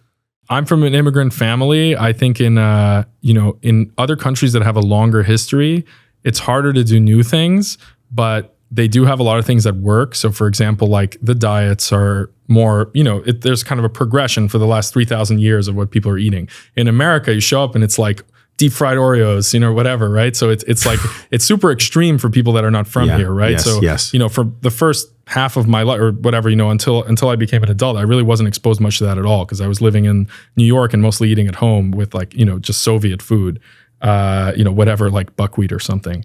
And, it getting exposed, because New York is also not America, right? Like once I left New York and actually went out into the wide world, I was like amazed at what's going on. But it's there are also all these benefits of not having the kind of like the cage of culture, right? So America is like, you can be very different, and it's more difficult to be different and novel in other countries. But I think what comes with that is that you just have to be more careful because you're doing. I mean, we discussed this. You're just trying things that nobody's ever tried before. Nobody's ever tried. There's no history of like 100 generations living on TV dinners. Like Koreans have been eating kimchi. They don't remember when they started doing this, right? And obviously, there's just this history of this working, right? Like if it was really bad for you, most things like that, they kind of get evolutionarily removed, right? Yeah. And we don't have that with a lot of things that Americans are doing. And maybe some of them are amazing, right? But you definitely just have to put a little bit more effort into being aware of what's going on with you, right? Because you're not being taken care of by this ancestral thing that kind of got worked out already. You're on your own. You have the chance to be incredible. You have the chance to whatever, watch Fox News and MSNBC and eat TV dinners and like whatever, like all the fast food is there, right? That you and it's just what it is. And I think it has its upsides and downsides, but that's why having tools like this is good. And again, we didn't come to this from being, I'm not a fitness influencer, anything like that. There's just an obvious need for this kind of tool, right? Yeah. And people can apply it in their lives. We've done it, and we for ourselves, and we kind of built something that we know is useful because we use it. And I think honestly that literally every American should be getting a test like this at least once a year, probably 4 times a year. If they're trying to optimize something even more often, as they get more affordable, it's going to be possible to do it more frequently. If you're really working on something, you can just do, let's say, a testosterone test many times. I think it's absolutely affordable now. For like a couple $100, you can get an entire window into your health. Yeah. When in history could we ever get something that cheap? That's why I'm saying, I don't know how y'all did it, but it's amazing. If we were in a rational world, this would already be part of your healthcare, right? Because it's just such low hanging fruit. Yeah. The problems that you might catch or that you can optimize against are super expensive, not just for you, but for everybody, right? The whole system, your family, once these things go wrong, they're very hard to fix. Yeah. I'm really hopeful that it's going to turn into something like the food sensitivity test, where it's just people are at least curious enough to do it at a very large scale. So millions and millions of people. And the data that we are able to collect from, so just looking at the metadata, right? We don't look at any personal individual data. We don't even collect, for example, genomic data. People are often worried about that. So there's no sample is actually saved, but just the metadata of seeing so many people on a broader blood test will also help us improve this insights and everything else, and help people predict what's going to happen to them, give them better information. And I think that can be like a really good flywheel for actually improving the health overall, like just of everybody involved, right? And this is something that I'm sure many other companies will come out with broader blood tests, and there already are, right? So there are more expensive, more concierge solutions out there, but those are, I'm sure, will improve as well. And I think it's just something that should be a big part of healthcare, but it isn't. And hopefully we'll make a dent in that. I think we are right now. Yeah. I mean, literally, when someone is watching this, they're feeling like, okay, I can be my own, essentially, scientist. I can work with professionals with real data, and I don't have to spend hours sitting at the doctor's office going through all of this insanity. I'll say it. I know you may not be able to say it. The sick care system. It's a sick care system. It has nothing really to do with health. They're good at fixing broken bones or an emergency situation, so they're necessary. There's a box that you brought in the studio, and I want to know what's in this box, because I'm guessing that it has something to do with the next evolution of the company. And I'm curious, as we say goodbye, what's in the box, and then what kind of clearance did this have to go through? What are you most excited about? What's in the box? Okay, what movie is that? What's in the box? That's funny. So as we have more and more tools around the blood test, we basically put together like a membership, we call it a membership toolkit. So it's essentially a place where, first of all, you can store everything, but also it kind of organizes the experience. So one thing we do is anybody who buys, this is also the lowest cost way to use the product. The way it works is that you have a membership which costs $16 a month. And then every time you take a blood test, you get billed. So you can take them or not. There's no like subscription where, they pile up or whatever. So if you don't take them, we don't charge you. And then you automatically get shipped a new one. And then if you use it, you get billed. Ooh. And it's the lowest cost option for taking a test with us. But we also this membership also provides you access to all the other tools. So we know already that Americans just typically have a terrible circadian rhythm because they're using their phone in bed. No doubt. And all these other things. So we don't even ask. We just ship we got like very nice blue light blockers in bulk, and we just ship them because that's like, that's amazing. If 10% of the users who get this just wear them, we've already done we've done a good thing, right? Yeah. So we just ship them. We don't even ask. And then, we include, so it depends on, you have the option to get continuous glucose monitors through this. We're about to launch supplements. So we're working with a company that they do all the supplements for like major sports teams and things like that. So it's very high quality supplements. We're obviously not we're not a supplement company. We're not a CGM company. We're not a blue light blocker company. So why are we doing this? Again, it's just it's a thing of convenience. Like people do what's convenient, right? So we just offer all these things. We actually don't try to make a profit on them. We just pass through the cost essentially, so that if you want to do something. So for example, if you get your blood work when we launch supplements, we'll say, okay, this is the package of supplements that you should be getting, right? And this is, just the basic. Like, we're not trying to sell you 30 supplements. It's like it's very well proven you should be doing these two things, right? And then we basically just make it very easy for you to get that. And that's our philosophy. Like, we're just trying to make the thing more valuable as a whole. And I think we're able to do that more than other companies because we have this hardware component to the company. So we're able to think much more long-term. Because if you look at like, why is Apple so valuable? It's because of the hardware. So it's just very sticky. Like, once you have the hardware, you're in that system, and you can look at longer time horizons. Yeah. And so for us, we're just trying to grow this as much as possible, get as many people into blood testing now and into optimizing their health, so that we have a bigger install base essentially for the hardware in the long run. So it allows us to be a little bit more flexible with how we price things, how we market them and everything. We don't have that like short-term thing that happens a lot. I would say like in the wellness industry, unfortunately, because it's just, it's just you're reselling something or whatever. So we're trying to think much more long-term, do this like behavior change where people can learn to do blood testing, health optimization, and everything else. It's so noble, man. It really is, because there's a lot of things that people waste money on, especially in the biohacking world. Yeah. There's some in the guest bedroom here in the studio. Like, they're cool, but they ain't going to move the needle. They ain't low hanging fruit. This is. And there's this false dichotomy as we say goodbye on the podcast now that I wish you'd speak to. And the dichotomy is, well, I can make a difference, but then I can't make $1. No, I actually see this as both. So for you, making a difference and making $1, maybe not a bunch of dollars now, but down the road, this old mentality of like, oh, well, I can't be wealthy and actually have integrity. We don't talk about that on the show, because I don't believe in that mentality. But I know that somebody watching or listening, they may have had parents that shared with them that mentality. They may have come from a broken financial home or whatever. Can you speak to that? You know, to make a difference in people's health and to make revenue for you and your team, like that's a big feat. But that's what makes life so fun, is that we can do both. Yeah, I think it's getting easier and easier, I would say, paradoxically. I mean, I think in many ways, in some ways life is getting harder, right? Things are getting more expensive and so on. But it's because of the way that like technology is accelerating and other things, there are actually more and more people who are, I would say mostly Silicon Valley is responsible for this. However much you might hate some of the things they've done or whatever, there is this really positive mentality there that like you're really trying to take a shot at something big. So you'll give up the short term for that. Yeah. And that's a really good mentality. And usually the thing is, if you really want to be very successful at large scale, it's possible to do it a different way, but it's much easier if you're very long-term thinking, because then you can recruit more people, right? So just good people want a long-term, they want to see something happen, right? They don't want a short-term result typically, right? Because that result is usually just for whoever, the person in charge, right? If you're an employee somewhere, you're not making the money anyway to a large extent. Sure. I mean, there are examples of startups that are really, I don't remember the name of this startup, but there's a company that came out during the pandemic that just prescribes Adderall. So they like made it legal to prescribe stuff by Zoom because of the pandemic. And some company like put out like 10 million prescriptions for Adderall, to people who probably didn't need it.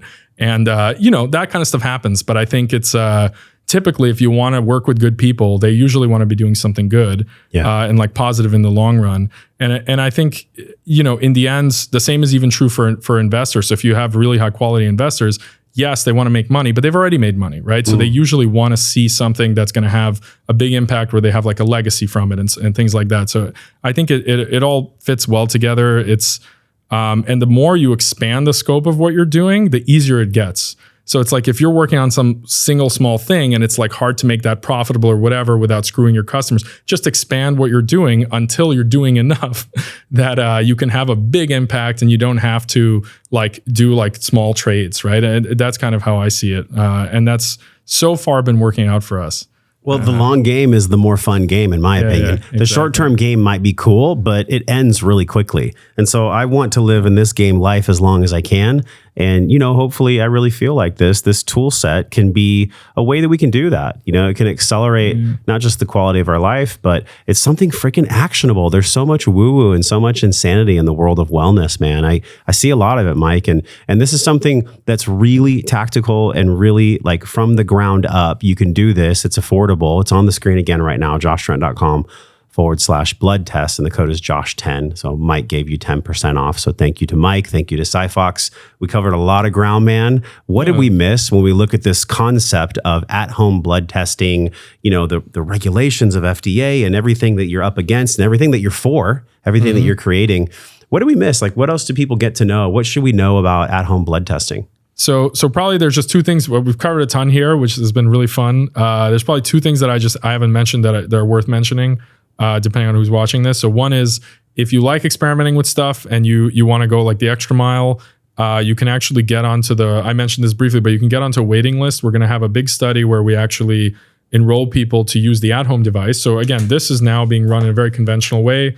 It's the best on the market, but the really exciting thing is going to be this device. And we'll do a big study where you're getting mail-in tests in parallel to a device at home. So you can, for example, if your testosterone is low, you can then measure your testosterone more frequently as you're making changes. So you do your test every quarter, let's say, and then you have a testosterone test twice a month. So that's one awesome thing. And so that's on the website. And then the second thing is we actually also, again, we're just trying to get this out there. So we also partner a lot with like coaches or small businesses or really whoever that wants to have blood testing as part of what they're doing. So if they have something else going on, let's say you do coaching, and that can be, as broad as we even do things with people that are doing more like mental health, right? Because a lot of this stuff is just linked.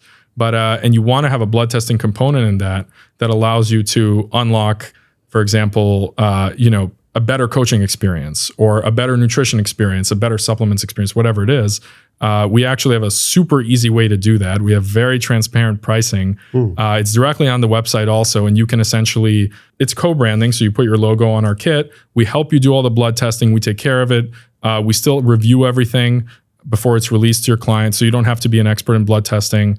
But you can add your own insights to the reports and things like that. And that basically just allows us to get out there to more people and in a different context. So for example, we're never going to do mental health counseling, right? But in reality, depression is frequently linked to, issues like health issues, right? So having that screened before you start going down the route of whatever it is else, right, makes a lot of sense. So that's something where if you're already in the business of trying to help people with their health and you're not doing blood testing, we make it incredibly easy to add that.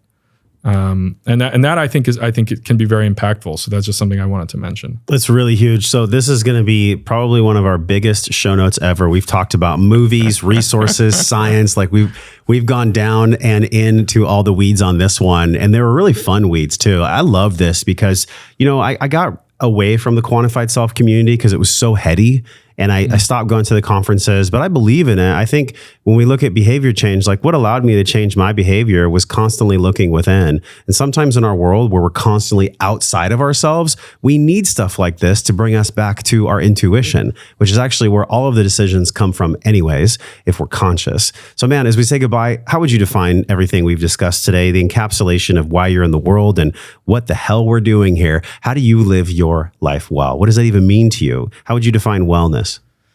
Whatever I do doesn't apply very well to people that I have a lot of motivation, right? So it's like as a base level, right? So that part is kind of taken care of. Like I get up every day, I just want to work, right? So I don't have to like worry about that part. So for me, it's mainly trying to direct that somewhere where it's actually connected. Like I was saying, it's, you're not just running the engine, it's actually connected to the wheels. So that's really what makes me happier is when I actually see that, okay, all this work I'm doing, it's leading to something, right? I'm not just like doing cycles, right? And so that's one of the reasons that even though, to be honest with you, the actual technology, like the hardware part of this company, intellectually is super exciting to me. Like I love working in the lab, I'm still doing it all the time and so on, and working with our scientists, who are in the lab on a daily basis. Like I'm very involved in that, but seeing people actually using the blood test, even this version of it, that's not, it's going to be 10 times better when it's fully at home, seeing them get real benefit from it and seeing how like the science actually bears out in people's lives, like in a practical way.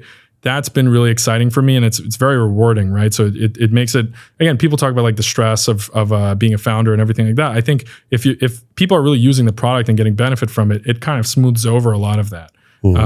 So I think that's been great, and that's something that it's amazing to be on this podcast because it's just exciting to get this message out to more people, get more people running blood tests. That's kind of what makes me happy at this point. I'm with you, Mike. This has been exceptional. Y'all share this podcast with somebody that needs to take this test, which is, I think, all humans, anybody that breathes. So thank you for coming on, Mike. Until we see you again, we're all wishing you love and wellness.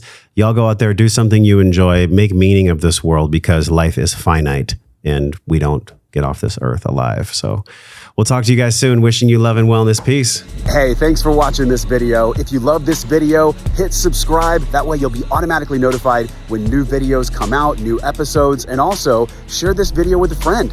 If you loved it, they're gonna love it too. Check out some of the videos on this screen that are perfectly curated based on the video you just saw. Make sure you follow me, and I'll see you in the next video.